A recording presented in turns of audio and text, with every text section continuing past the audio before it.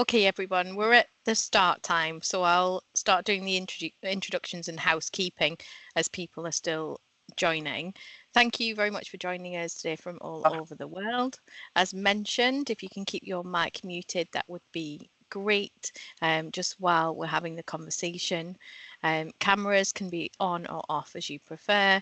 You can ask questions in the chat at any time and we'll pick those up and monitor them. Please be as concise as you can if you're asking any questions. We will have time for a Q&A at the end, hoping to have about 20 minutes or so. And the event will be recorded and will be made available. It won't have the Q&A section in it, but the recording will be available for those who can't attend. So just bear that in mind if you're asking questions or looking to put your camera on. So we're just going to do a round of introductions of who we've got for the webinar today.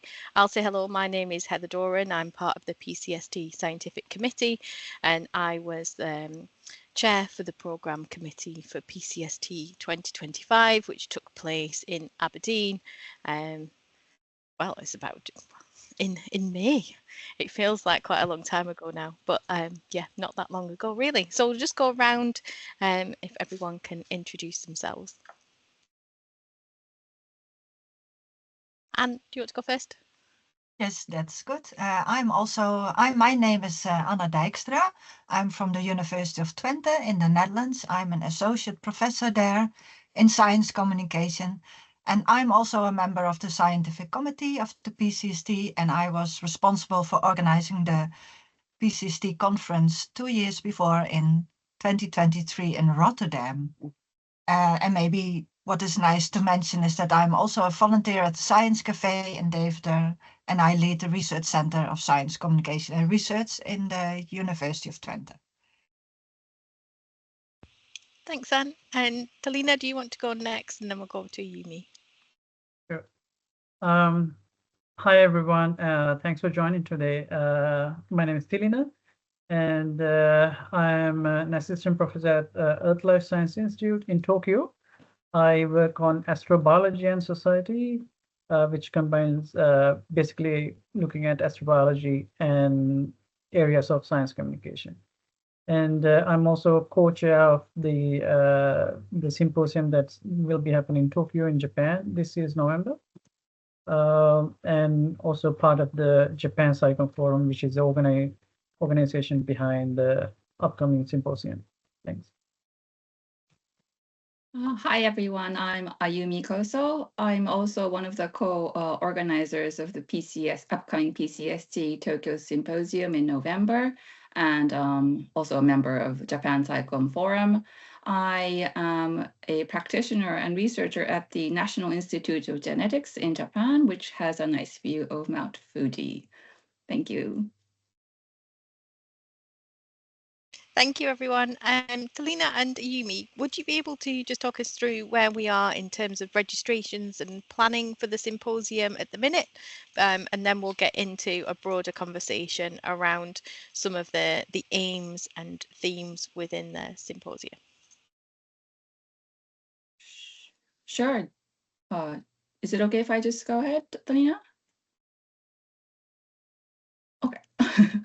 So we had, so right now the situation is that we have closed our registration because our capacity was limited to 100, but we have also got right now 100 applications already, and around 70 people are on the waiting list. We hope to contact people on the waiting list in order of registration if we have any cancellations in the upcoming days. And also, we are now at the point of reviewing the abstracts that were submitted, and this deadline was at the beginning of June. And we had more than 100 abstracts submitted, more than we expected. And now they are being passed on to the scientific committee to be reviewed. And we hope to announce the results to the applicants by late July. Also, because we had such a number of abstract submissions. We've increased our number of talks on the day one by 60% to accommodate more presenters. And we're also actively looking into different engagement methods to increase active participation during this symposium. So that's the current state of our symposium. Thank you very much. I think it's just incredible to see the number of applications and abstracts submitted, and really shows the strength and interest that people have in this topic and in science communication. Would you, Angelina, be able to give us a bit of an overview of the JSF and why did it come about, a bit more about the organisation and history for those who aren't as familiar with the forum? Yeah, I mean, you can probably start with the history and how it came about, and I can. Oh, okay. Okay, you can elaborate. Okay, great. Okay, so the situation was that around 2018, there were local science communication communities in Japan, but they were all engaging in Japanese, and there was a need for and a necessity for an English language science communication community. And the reason behind this was that Japanese institutions, such as universities and research organizations, they were actively at that time hiring international staff to engage in global science communication from Japanese universities. So the universities wanted to reach out to an international audience. And for that, they were actively hiring people from around the world to take these posts at university research institutions. However, the issue was that not all the staff that were positioned in these places spoke Japanese. So there was not really a community where we could actively exchange ideas and the differences between the domestic and probably the international practices in using English. So that was the reason behind why we came up with the Japan SciComm Forum, just for a place to network and also build capacity, and also to be able to engage in science communication using the English language. That was the reason behind so setting up JSF, and maybe Talini, you can take it on from how it's been expanding. Yeah, so initially there was a clear need and sort of like a venue to provide it. And so my institute actually created the venue to bring everybody together for the first 3 years. And I think even the first year, it was quite overwhelmingly positive, and it grew to a level that none of us actually expected. And I remember even in the beginning, I said, "Oh, okay, I will do this for next 2-3 years, and then I'm going to leave, and others will take on." But it grew, and we are 7 years later, we are still here. And I think we have about 400, close to 400 people maybe now. And so initially, it was focused on like once a year sort of gathering as a conference, and it grew into annual conference, and then doing these webinars, pretty much like PCST webinars, like focused on knowledge and skills, and then sort of these two things where you have the main conference, and in between the two conferences we have webinars ongoing. And so what's interesting is that we initially, as I said, the first 3 years it was focused on in Tokyo, which, like in many countries, the capital of the country sort of gather a lot of the knowledge and the resources, so on. So there was a lot of science communication in Tokyo for the longest time. So we wanted to make an effort to actually bring the conference throughout Japan. So after LC, my institute, the next institute that took on the hosting duties were OIS, the institute in Okinawa. And they hosted 2 times, which was one of the times was during COVID, which was very challenging. And then, sort of went last year after OIST. It went to Kyushu University last year in Fukuoka. So this is coming back to Tokyo, and we are discussing for the next 2 years as well with 2 different other universities. So there's a clear sort of a community, not just from the community, from other universities to host the conference. And it's nice to be able to bring this to other regions and focus on regionally within Japan as well. Brilliant. It's been great to see it grow as a network from strength to strength and build on all of the experience and widen the kind of the group that's meeting with the forum. So Anne, I'm going to bring you in at this point just to chat a little bit about PCST as an organisation and also the links between conferences and symposiums across PCST as well. Yes, thank you very much. Probably you all are aware of the PCST network. So the network is established to bring science communication, to bring the international community of science communication together, and that includes practitioners, educators, and also researchers, which is special for a conference because often practitioners or educators are not included in conferences as well.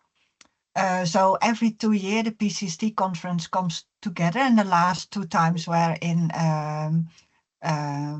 Aberdeen and in Rotterdam. And the next time will be in China, and the time thereafter will actually be in Mexico. So those are the big conferences. At this moment, they have grown to conferences that are can host about 600, 700 people, which is a lot. But in between the conferences, which are held every 2 years, there now are also the possibilities for symposia, and those are smaller events, often 50 to 100 or maybe 120 people who come together and discuss topics of science communication, but also more at the regional level. Often they have a specific topic where they focus on, and maybe the output can also be a white paper, for example, or something similar. So the PCST supports the network, supports the symposia, because there are several benefits for doing that. So for the local organization, the symposia are to enhance knowledge and increase awareness in the region about science communication, but also about the expertise of the organizers on science communication. And for the network, it's also to increase awareness about the PCST network in the regions, and to stimulate also to become a member of the PCST network, because as a larger network, we are able to have more influence, so to say. So the symposium have a kind of level of involvement from the PCST by means of advising the PCST or by means of advising the local organizing committee of a symposium, and also be included in organizing it and preparing the symposia. What else to say? Normally the PCST symposia are 1 or 2 days. And as said, they can focus on a specific, more regional topic. Yeah, I think that's it for now. Do you have any other questions? Thanks, and yeah, we're happy to take questions, I think, about the SciComm forum and also the PCST network as well in the chat, if anyone has any, as well as questions relating to the symposia that's going to take place later this year.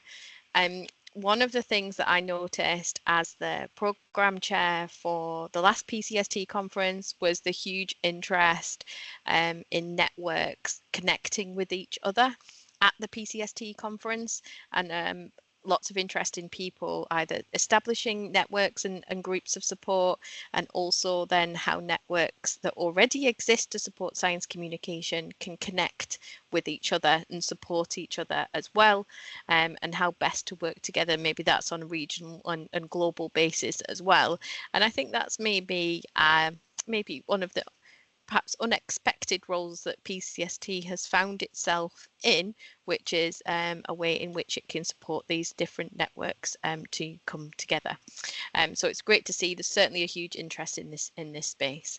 So let's talk a little bit more about the symposium that's going to take place in Japan. So I'm going to ask Selina, what is the focus of this symposium, and how did you go about building it and picking the themes?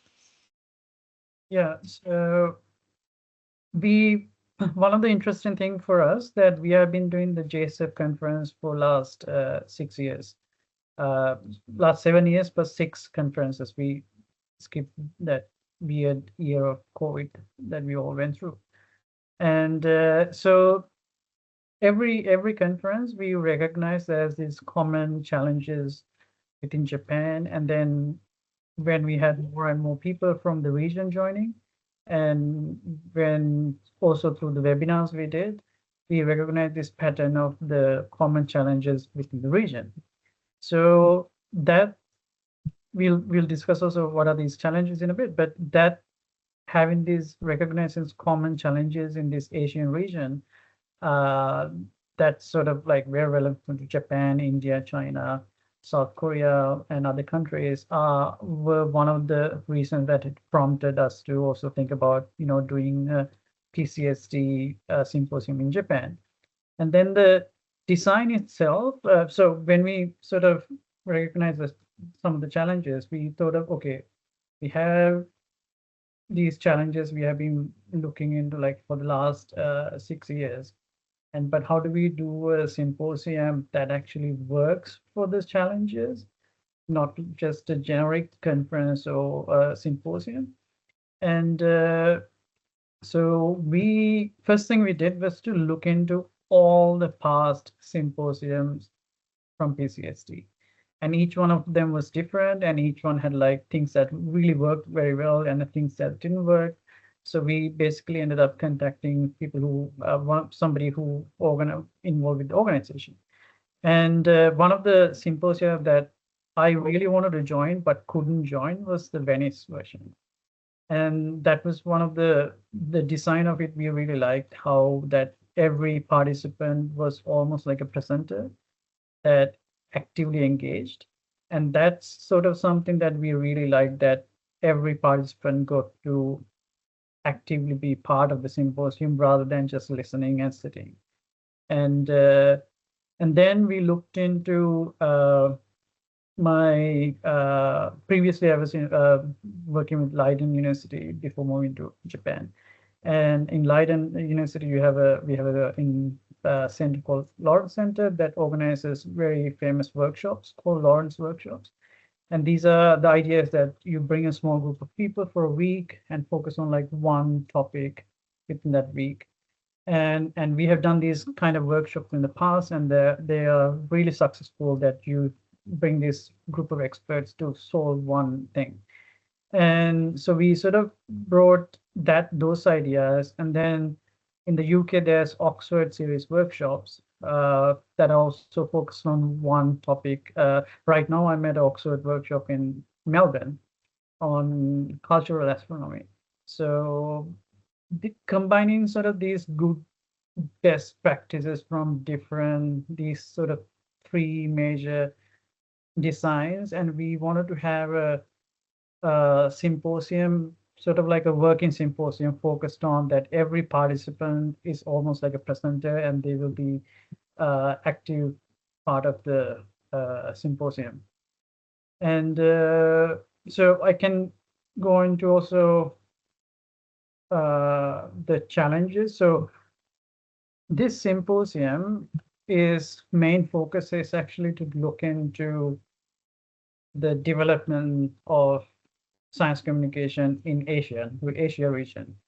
And the one conversation we have been having for the longest time, even before we started like JSF and even before I moved to Japan, is that most of the science communication, as we know, has a Western view.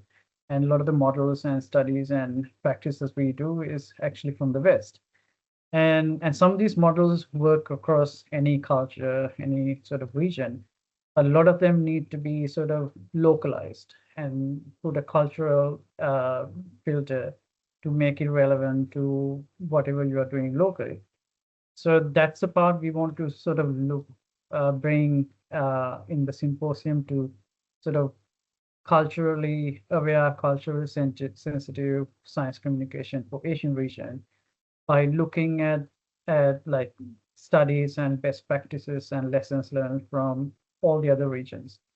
And so it's focused on Asia, but we want people from other regions to sort of join with their knowledge and to sort of look at how this best practice, this study would work in Asian region. Yeah, so that's the idea. And that's the sort of the core idea of the theme. And then who is joining is the other sort of topic.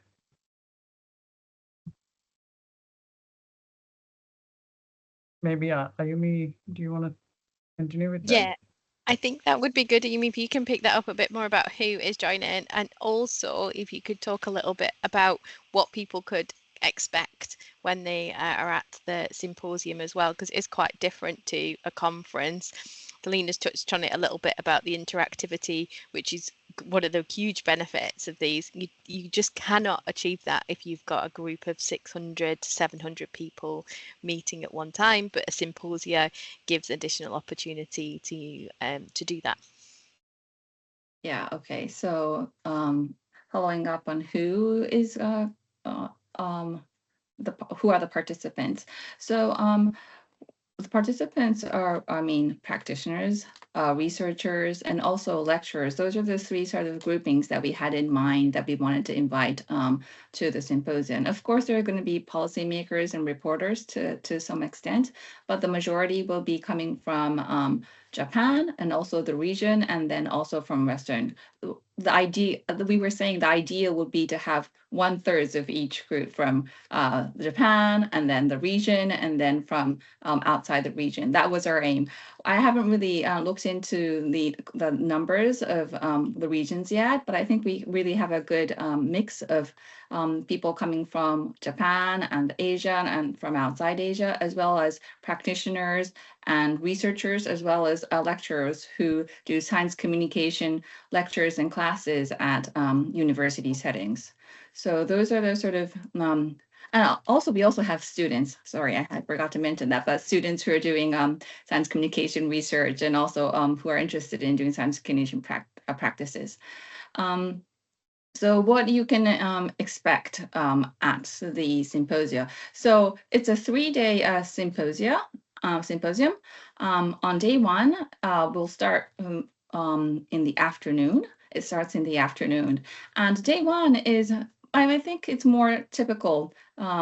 It's more designed like a typical symposia, that we have a series of talks. So as we mentioned, we had abstracts submitted. So these presentations will take place on day one, so that people can bring in their expertise and show us what they've been doing on their research on the 2 core themes that I think Delina will mention as we go along.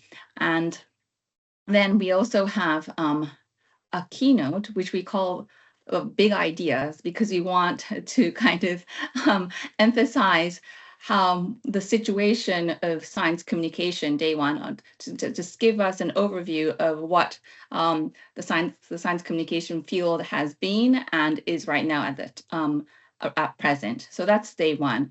And then day two becomes a little more interactive, in the sense that this is going to be the main part of working in working groups.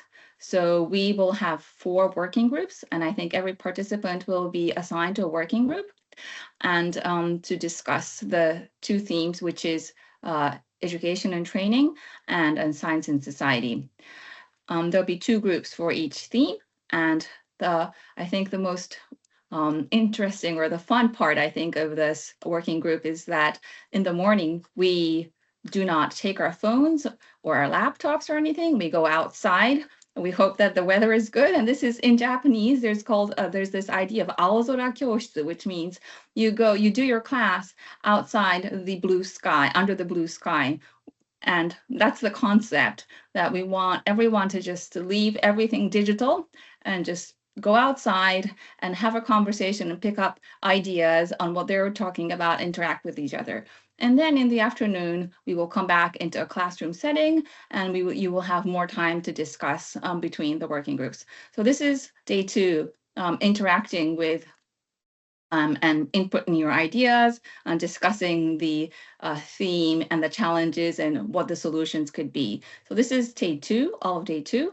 And then day 3, we come back together as a group to kind of combine and converge on the ideas that have come to hopefully, in the end, we would like 2 white papers on science and society and education and training. So we would like to kind of come together to start, well, not start, but really write up a white paper that will address the challenges and the solutions that may be workable in the Asian region. If Felina has anything to add on that, please go ahead. Yeah, definitely. So we cannot guarantee blue skies, but definitely if it is not raining, we will be outside. And so hopefully we'll have blue skies and everything will be perfectly, aligned. And I think that's one of the, we also with the scientific committee and the local organizing committee, we discussed this matter a lot, that most of us go to a lot of conferences, and we are really, during the whole time, we are really hooked on to our emails, even though conference is going. And so we are trying to do our emails and catch up with our regular work while listening to lectures and trying to have conversations and trying to have meetings. And usually there's a lot going on. And so we are trying to really strip down all those sort of stress and the to-do list and like everything that you would usually do, and really sort of focus on these 2 themes and questions we have. And so maybe I can also go into, should we go into the themes a bit? Before we do that, I'm going to bring Anne in again, if we can, before we go back to the themes, because I just want to mention the fact that this, quite a lot of the planning was inspired by the 2023 Symposium in Venice. So I just wanted to ask a little bit more about the experience of how things ran there and the legacy as well of that symposium, to link into then what might be achieved from this one in Japan, and also fully on board with getting off digital and disconnecting to have these conversations. It's so important, and I know that's easy for us to say when we're all sat on a webinar just now. Technology gives us lots of opportunity to connect in ways we wouldn't have been able to do, and obviously we've got people here from all over the world, which is amazing, but also gathering people in person and disconnecting and making sure you're really focused, engaged and immersed in that conversation when you're together is so important. And going to bring you in just to mention a few things about the Venice Symposium. Yes, thank you very much, because the Venice Symposium for me was special. I was not involved much in the organization of the symposium, so I participated, but that was really nice because it was after I organized the conference in May in Rotterdam. So it was indeed a smaller event, and we went. There were plenary parts as well, but then in the workshops we came together in smaller groups. We could bring in our contributions, and then we would discuss it more in depth, and really had the possibility to go more into depth into one of the themes. And then at the end of the conference, but there were already a kind of end summaries, which were later made into a white paper as well. Yeah, that was a really good way, because with the smaller amount of people, you also have more time to talk with each other, and you come across each other all the time during the 2.5 days that the conference was. So actually, yeah, it is a different kind of vibe than you have at the big conference. And so the symposium in Venice was really yeah, interesting and more in depth into education and in also the more the regional part of Italy and the surrounding countries, so to say. It was really rewarding. We were also outside, but more during the social events, which was nice because there was a lot of water, etc. I would like to leave it with that. You didn't mention blue skies, but I think there might have been blue skies in Venice. Yeah, there were. So we could actually sit outside, and sometimes we went outside, but also the lunch and the dinners and the drinks were outside under the blue sky. So that was really nice. I think, well, I would hope that yeah, we get good weather in Japan. We were blessed with some nice weather in Scotland as well, where blue skies are definitely not guaranteed. So hopefully that continues.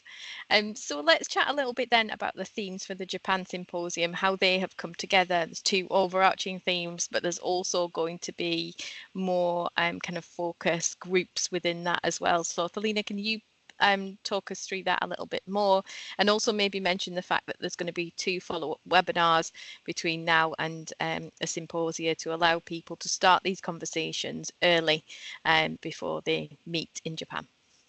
Yes, definitely. So as I mentioned earlier, the core audience of the symposium is to bring these researchers, practitioners, and lecturers, like the teaching academics of science communication together. And it's very common, like we all know that normally in many of the, not just in science communication, in many other fields, the practitioners and researchers actually work very independently. Quite hard to sort of bring them together, and which we should do, but it doesn't work all the time as we are hoping. So this is sort of an effort to bring everybody together, and including some policymakers and other scholars to have sort of like this very holistic view. And so bringing this sort of like everyone working in different areas of science communication to look at 2 themes. Our theme 1 is focus on education and training. And this is actually really important for Asian and also in some other regions, because if you there in recent years there's been some large scale surveys done to see what are the educational courses around the world in science communication, and we saw that there were a lot of courses in Asia that started and ran for like 1 or 2 years and then dropped off. And we still don't have a steady program that's run for many years. And which is also strange to think that we don't have a really strong foundational program going on in any of the universities for longer periods. There are many courses in science journalism and science media training, but not in other areas of science communication. So, and this also means, imagine a student actually want to study science communication for their undergraduate or masters to combine maybe even combine it with another sciences. The option is to actually move out of Asia, like to go to somewhere in Europe or US, and there are some options in Oceania countries. So and then this is becoming this cycle of problems that the jobs that science communicators can have in locally in Japan or other countries, you have to be trained on the job. And sometimes your contract is like 2 years, 3 years, and then you might actually get changed into another job or another field within the university. And so there's no continuation of what you learn even on the job. So this has been an ongoing, like a cycle of problem for many years. And so our team is focused on one, how do we sort of like break these cycles and do something a bit more sustainable? And also, how do we also create curriculums that are locally relevant? And if you look at some of the curriculums that currently we are teaching across the globe, they are very similar. Basics of science communication and frameworks, models, methods of evaluation and research. And so most of the studies actually are published in Europe. And so we use most of it throughout the world. But it doesn't really work in the same way. The communication in Japan is very different to communication in Netherlands, for example. And so we have to take that into account when we are teaching science communication, when we are training science communication.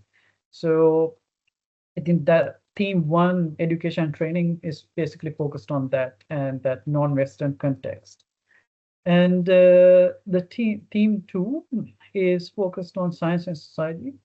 And this is where actually really that we get researchers, practitioners and lecturers to come together. We sort of focus on how we can, for example, imagine that we have a really good idea how a university should communicate their research with the society. And this is a sort of a visionary document, and the document is written by some directors and presidents and executives of the university, looking at scholarly studies that science communication researchers had done. And then, but it's actually implemented by staff level and certain like people who are working at that staff area. So there's a bit of a gap between like how do we use research and who's actually making these documents and who's actually implementing these. And so one of the ideas is to how do we integrate that research into practice in a more fluid way, and then also bring that ideas and understanding of practice back to research as well. And in this cycle, and it's not even cycle, in this sort of like a more fluid collaboration, that how do we even teach curriculums that are supporting this kind of interaction? So that's sort of the idea of like this theme to science and society, that the fluidity of these different scholars in science communication, how we interact with each other, and co-creating and measuring things together, trying to sort of look at the impact and aligning with these public goals and so on.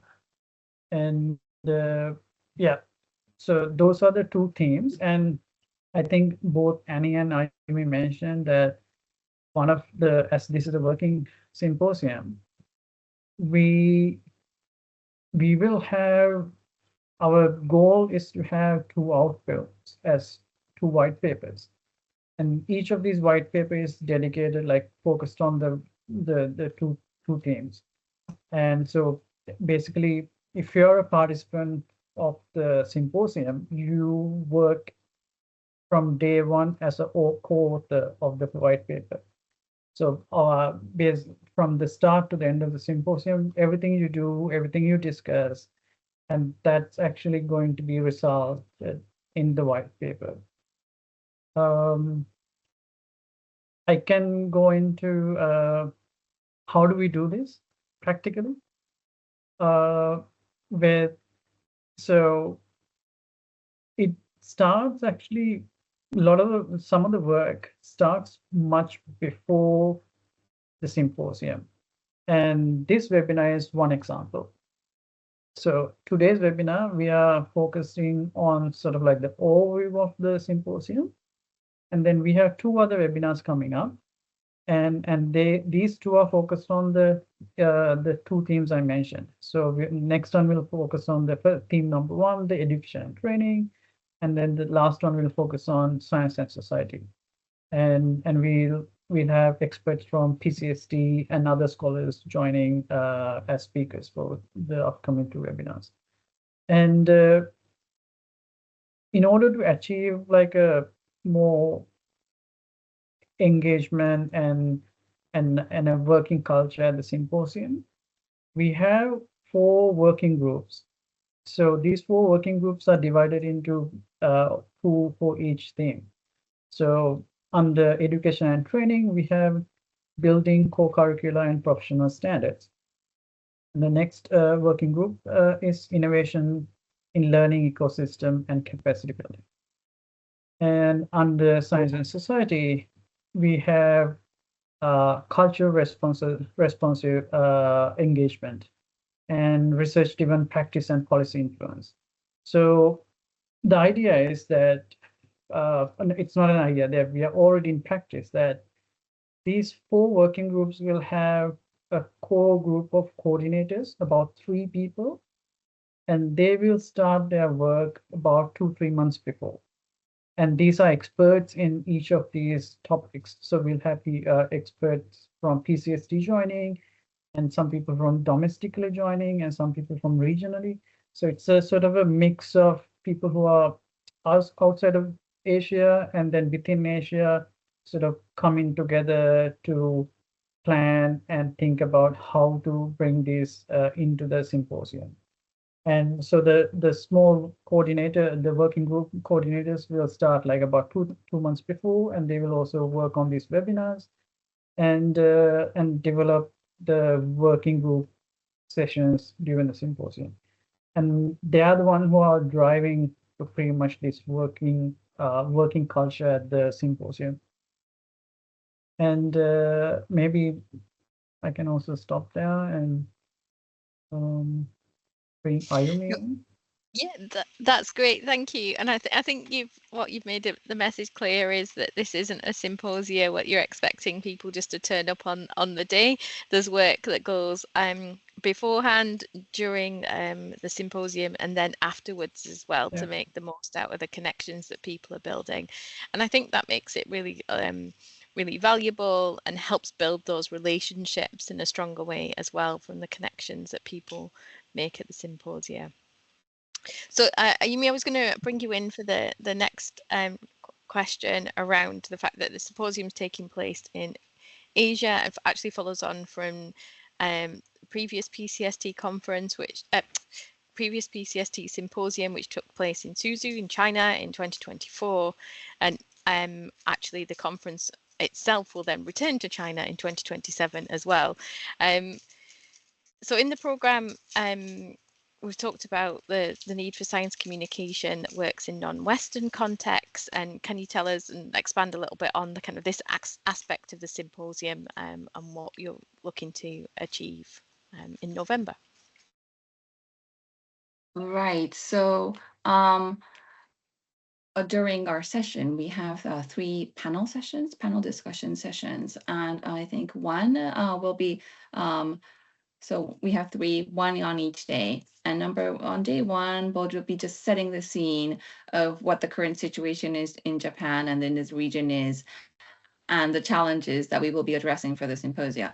And on day 2, we have this panel session where we are inviting experts in the region from China and from Korea. Actually, a previous PCST president will be joining this panel, and we will also be having experts from Japan as well to discuss the current situation of science communication in the region and the challenges, to get a broader view of what each country might be facing in terms of science communication and how they're trying to adapt the Western models into a local sort of context. So I think that day 2 panel will be one of the key sessions that where the regional experts will be coming together to discuss about the challenges and the implementations of science communication practices in each of their regions. So I think that's the highlight.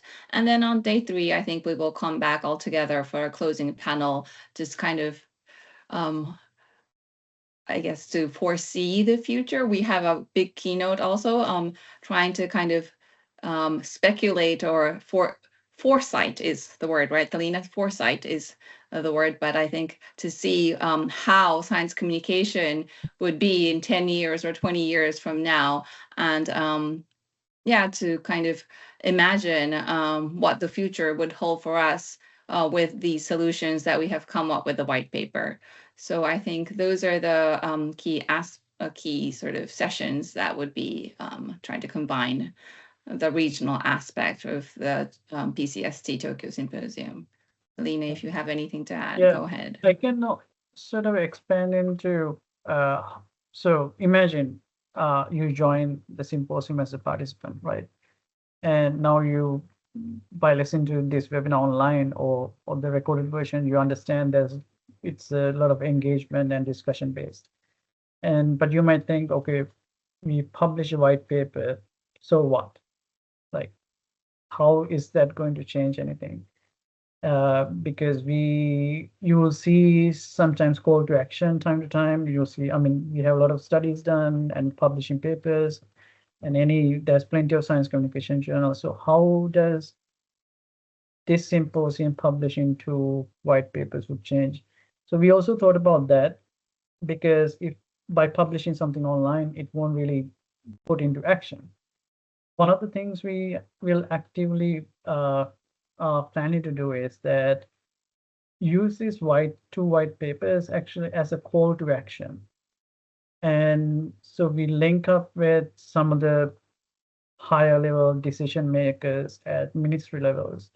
And in Japan, of course, we have access to that, but we are also hoping that within the region, we can sort of connect with some of our colleagues through PCST and through also other means, use the white papers almost like a call to action, and connect with some people at like ministry level and government level and like this decision and policymaker level, to sort of get them to look at what we have done as a community, and a community that are addressing the needs of the region, and not just actually doing it alone, but also together with experts from outside the region, and bringing that knowledge into the region and sharing and understanding that we have a wealth of knowledge, but how do we do it better and in a way that works for the region?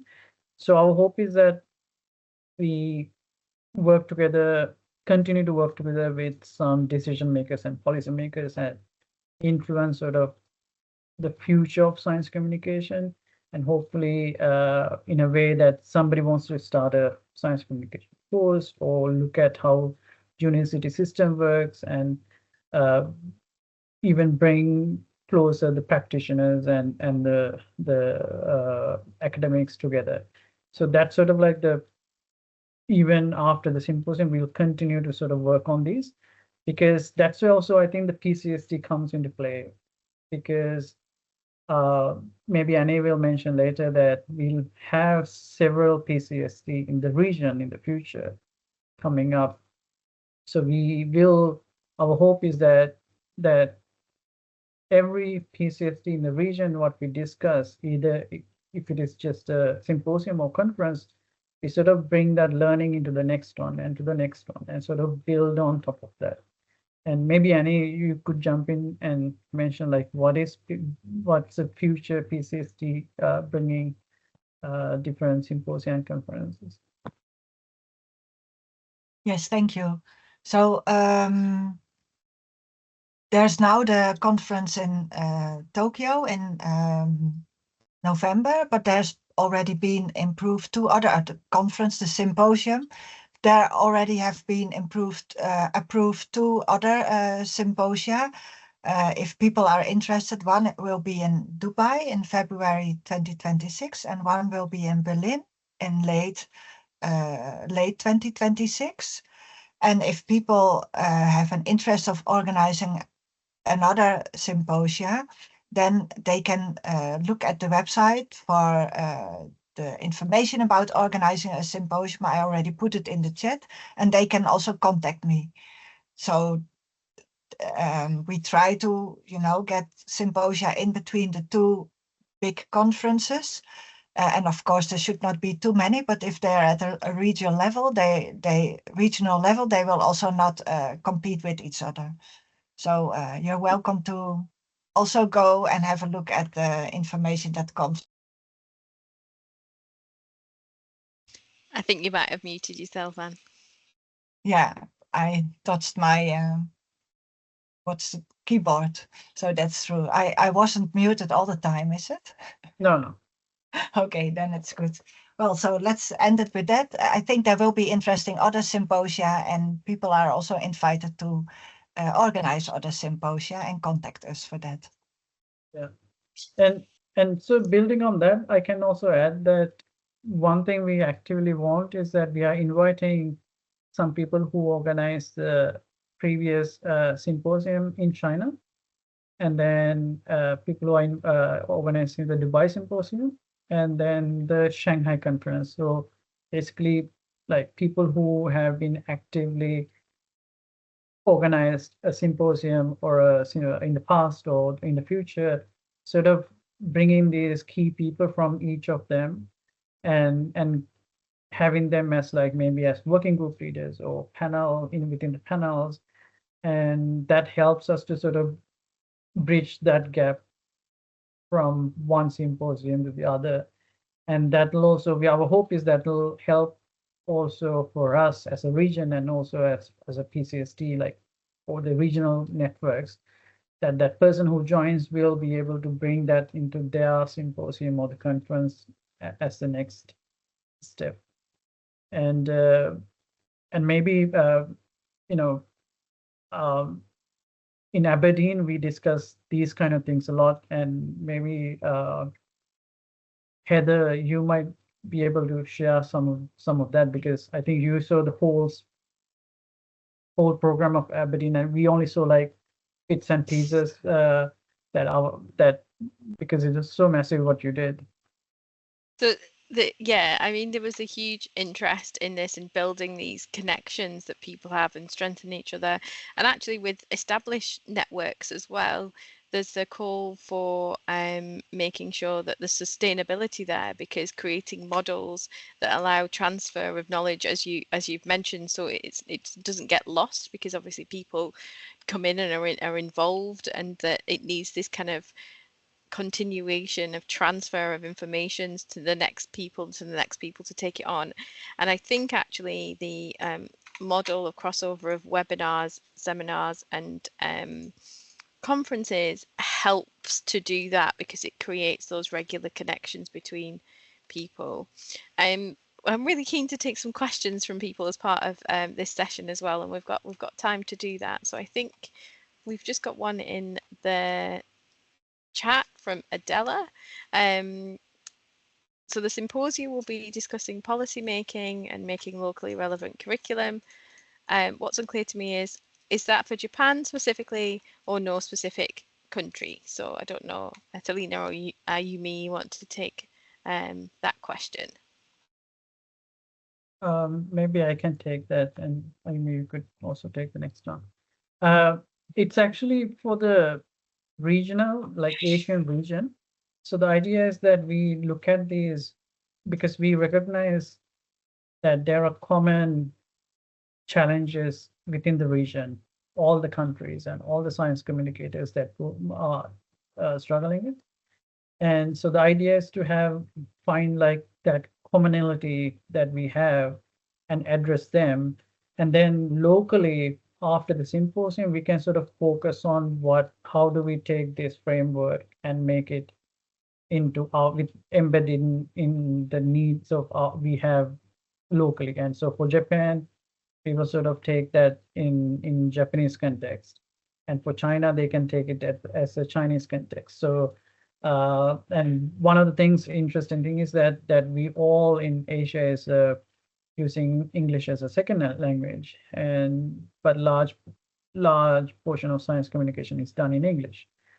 And in fact, most of the science communication journals are also in English. And but there's a science communication journal in Japanese in Japan. So we have to sort of think about like how do we make it regionally as an output, and then make it accessible for locally and adaptable for locally.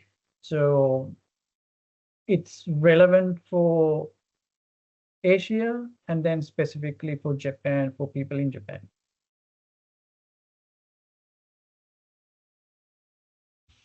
Ayumi, did you want to add anything to that? Nope. Okay, so we'll take... No, I think was perfectly articulated. I know nothing more to add. Do you want to take the next question then, that comes from Siddharth? Hi, Siddharth, which relates to not only how Western models need to be deployed or implemented. I think that we've discussed that quite a lot, how those kind of models are often maybe what is found in the literature and seen in publications, but don't always fit within different contexts. But also how we can think about what can we learn from de novo local, indigenous and lesser known models of knowledge making and sharing that might already exist in these global south contexts. Yeah, I think that's one of the questions we'll be also addressing, of like the local knowledge in the panel. Oh, not in the panel, in the symposia, sorry, in the symposia. So I think that's one thing that the participants, I think, can bring in their expertise and how the local knowledge or the indigenous knowledge is being used or is being used in the local science communication context, or doing practicing science communication. So I think that's one thing that participants can really bring into the working group discussions. And I think there's, I mean, I'm not an expert on everything, so I don't really know how, local, these local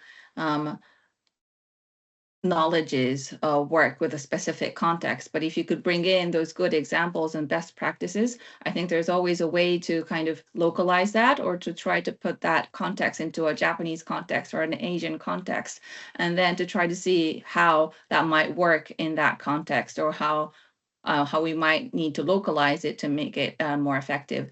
So I think that's a point that will be also discussed and be really relevant and appreciated by the people who will be participating in the symposia.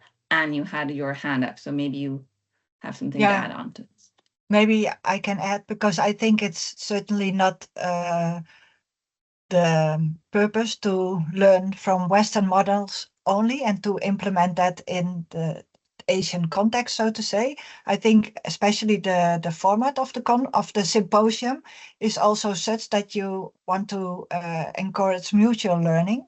So yeah, we learn Western models may be there already, and they can you can learn from it, but I think it's very important to also learn from indeed other local models, or other or local or indigenous knowledge that is already there, and that it is a mutual learning process, which I think the format allows for, to really engage with each other and to make it more in-depth and more nuanced than it often is. And that's also what we try to achieve in the white papers. So that's one of the first discussions Tilina and I had, was about how to increase the mutual learning there. I think one of the things that always comes for me from any time there's a connection made through my involvement with PCST is that I always learn something new from someone else, and it isn't always expected in terms of the context of the themes that might be put forward. They're important, they're things that we can work on together, and we know that as we're all there because we've got an interest in moving those themes forward for science communication. But I think as well, there's always discussions that take place that just mean that you're learning. And I think I stressed this for anyone who was in Aberdeen or saw any of the content from the Aberdeen conference, just the importance of listening within this network as well to others. It's not about going there just to say what you have to say. It's about making sure that you're listening to everybody else, and taking the time to consider that as well. I think there was a question from Ivan about examples of the impact-like collaborations that have come from the various PCST symposia and conference. And I don't know if you want to touch a bit more on anything that came out from Venice, but I can certainly mention there's so many. I think we did discuss networks quite a bit. PCST connections have enabled networks and other groups to come together and build on what they're doing locally. I think if you take a look actually at PCST recently did a new award for science communication, and within that there were lots of examples of how PCST, I think this was inadvertent in the award, but how PCST has helped support those connections and people to build things. And for me, it's not only about the confidence of being able to then take what you have learned and the connections you've made with others to build something yourself and bring that in. It's also about then giving things back to others and supporting that as well. There's so much of that goes on in the PCST network. But Anne, I don't know if you want to bring in anything from Venice or the other connections, and particularly like maybe even Rotterdam, because now you can't always assess things until you're a little bit further down the line, because that's when you see the kind of things come to fruition. Yeah. Well, personally, at least, it has brought me to organizing Rotterdam has brought me a very large network of people I know around the world doing science communication research or practice. And it also stimulates collaborations. But I can probably give two concrete examples. One is, for example, a survey on science journalism, which is worldwide.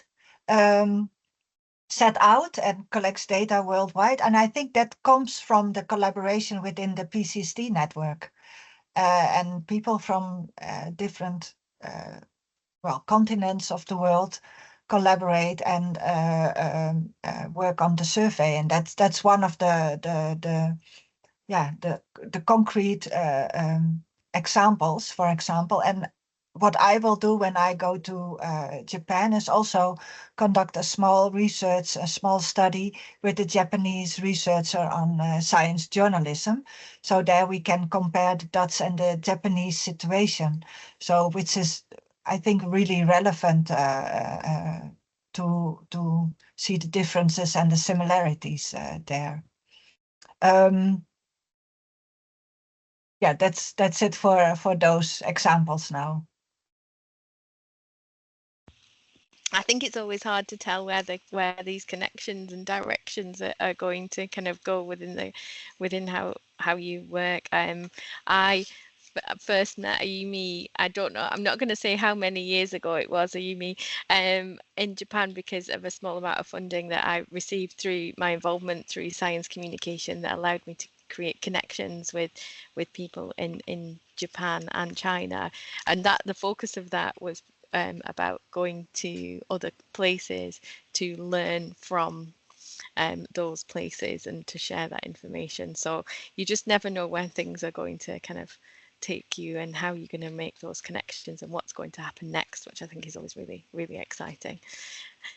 There is another question about adapting Western models to the Asian context. We do have a definition of what is the Asian context. The continent is so diverse, even for places that are situated between two time zones.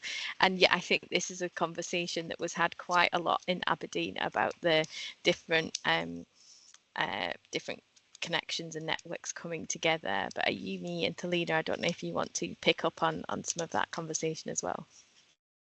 Yeah, definitely. And this is, I love this topic because I am from Sri Lanka, and I pretty much have been an immigrant all my adult life.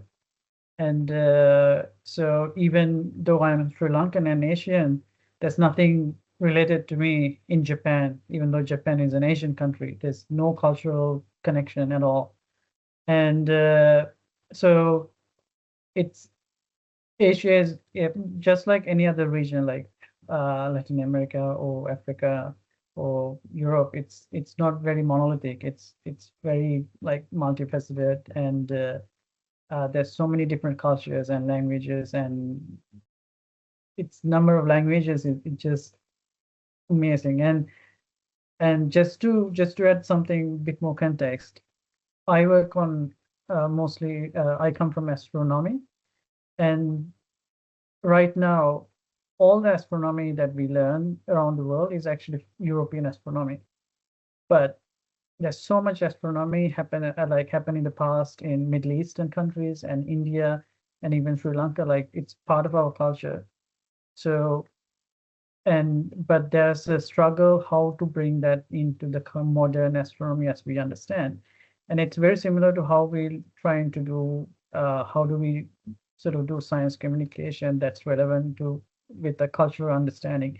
So whenever we talk about Asian context, we are broadly describing it as how do we do cultural applicable science communication that's relevant to somebody in India and somebody in Sri Lanka and somebody in Japan, and that without having to teach, for example, let's say someone wants to teach a framework on how does what are the pros and cons on deficit model. And if you type online the deficit model, it will give like pros and cons in a very standardized way. But the way we use language in Japan, the way we use language in India, and the way we use language in Sri Lanka is very different. And in Sri Lanka, we have almost like kind of like Dutch, very direct, but also very friendly. And in Japan, the communication is much different, like very respectful, very hard to say no sometimes. And so there's a lot of like conversation nuance that you have to understand, that if you look at the deficit model with that cultural filter, it doesn't really work in the same way that we would think. So the pros and cons suddenly changes when you look at it from the cultural perspective. And sometimes I see sometimes even like studies done in some Asian countries about public engagement, but then the public is not assessed through a cultural filter, and it's assessed through a model that was developed in a different culture. I think these are this is why sort of like when we talk about Asian context, that we have to look at what locally and culturally that we can implicit. And that's also why, I mean, this is a great question. This is also why that we need to have as much as possible these kind of PCST and or even other type of symposia to bring people together in these venues. And so it's up to us to work on this. And this is why actually the symposium is important, that everybody who comes will come with a different view and different perspective. And we want those perspectives to be a part of the symposium and to be a part of that, what we are trying to build. And that's how sort of we make it like understand what is Asian context and how do we dissect that further into different cultures and so on. I went on a long route, but hopefully that kind of makes sense. I don't think so. Does anyone else want to come in on that? Okay. I'm aware that it's getting quite late in Japan as well. So I don't think we've got any other questions in the chat, but I'm sure that if there are any questions for the organisers of the symposia, that they will take those via email as well. We have got 2 more webinars for the symposia coming up. Felina, I don't know, do you want to mention a little bit more about those 2? Yeah, September the 10th and October the 16th. But maybe just say a few words about those before we close. Yeah, so this is, sorry, so this webinar was set for so that people on the Japan time and the European time can come.